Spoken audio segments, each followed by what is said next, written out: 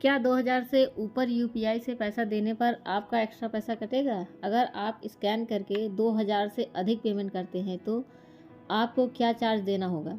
तो क्या अगर आप किसी दोस्त को यूपीआई नंबर से पैसा भेजते हैं तो आपको एक्स्ट्रा चार्ज देना होगा?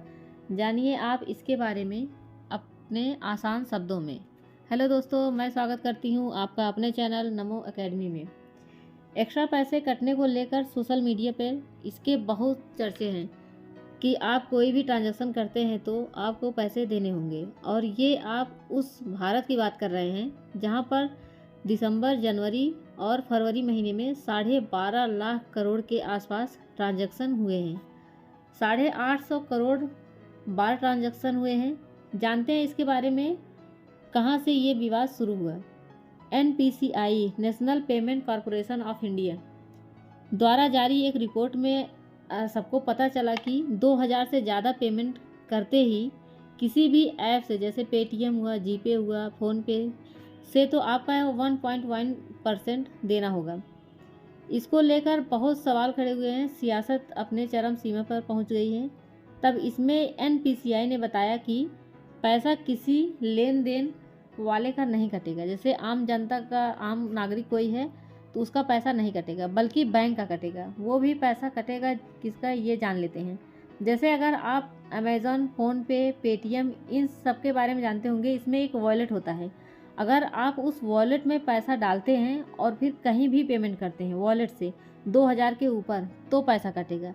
लेकिन उसमें भी आपका पैसा नहीं कटेगा, बैंक या दुकानदार का पैसा कटेगा। जैसे कि किराना स्टोर का दुकान हो गया, इन सब का पैसा कटेगा। आपको बता दें कि आपका नुकसान नहीं है इसमें। अगर आप स्कैन करके पेमेंट करते हैं या किसी दोस्त के यूपीआई नंबर से पेमेंट करते हैं तो वहाँ पर भी आपका पैसा नहीं कटेगा।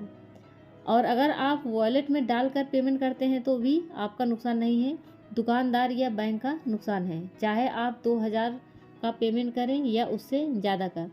बस बात ये फंस रही है इसमें कि दुकानदार का अगर नुकसान है तो दुकानदार या तो आपसे बोले कि कैश दीजिए, नहीं तो वो बोले कि मुझे एक्स्ट्रा पेमेंट करना पड़ रहा है तो आप भी एक्स्ट्रा पेमेंट दीजिए। लेकिन आपको घबराने की ज़रूरत नहीं है, क्योंकि इंडिया में 99% लोग यूपीआई यूज़ करते हैं, तो एक्स्ट्रा दुकानदार को भी पैसे नहीं देना होगा। और वॉलेट का इस्तेमाल भी हम सिर्फ छोटे मोटे पेमेंट के लिए ही करते हैं, जैसे कि 30 रुपये, 40 रुपये, 50 रुपये, 100 रुपये, इससे ऊपर नहीं कभी करते हैं। हाँ, अगर आप वॉलेट में पैसे रखते हैं टोल के लिए, जैसे हम लोग कहीं आने जाने में टोल प्लाजा मिलता है, उसमें वॉलेट में कुछ लोग पैसे रखते हैं जो कि ऑटोमेटिकली कट जाता है, तो वहाँ परेशानी हो सकती है। और उसमें भी अगर हम 2000 तक रखें, कोई भी टोल पर नहीं देना होता है। जहाँ कहीं भी हम लोग जाते हैं तो उसमें, जैसे कोई किसी एक्सप्रेसवे जा रहे हैं, उसमें भी 2000 के ऊपर पेमेंट नहीं करना पड़ता है, नहीं करता है आपको, क्योंकि टोल थोड़ी थोड़ी दूरी पर ही पैसा काटते हैं। तो आपका रिचार्ज है उसको आप दोबारा, जैसे रिचार्ज ख़त्म हो गया तो उसको आप दोबारा रिचार्ज कर सकते हैं। और 1 अप्रैल से 2000 के ऊपर पेमेंट से ज़्यादा 1.1 कटने का विषय सिर्फ किराना स्टोर, जहाँ पर हम घरेलू सामान खरीदते हैं, जिसको जनरल स्टोर भी हम लोग कहते हैं, उनके लिए। अगर हम वहाँ 2000 से ऊपर वॉलेट से पैसा अगर खर्च करते हैं अपने, जो कि पेटीएम और फ़ोनपे, गूगल पे का वॉलेट है, अगर उससे हम लोग पैसा खर्च करते हैं तो वहाँ हमें 1.1 पैसा देना होगा।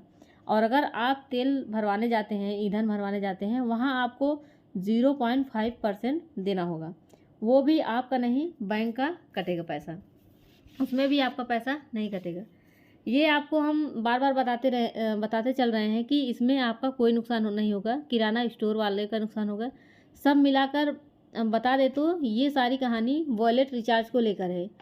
तो वॉलेट रिचार्ज करना ही क्यों, जब आप बैंक ट्रांसफ़र कर सकते हैं। हम लोग जितना भी लोग करते हैं 99% तो बैंक ट्रांसफ़र ही करते हैं, वॉलेट का यूज़ नहीं करते हैं। वॉलेट का यूज़ करते भी हैं तो 10, 20, 50, 100, 150, इससे ज़्यादा नहीं करते हैं।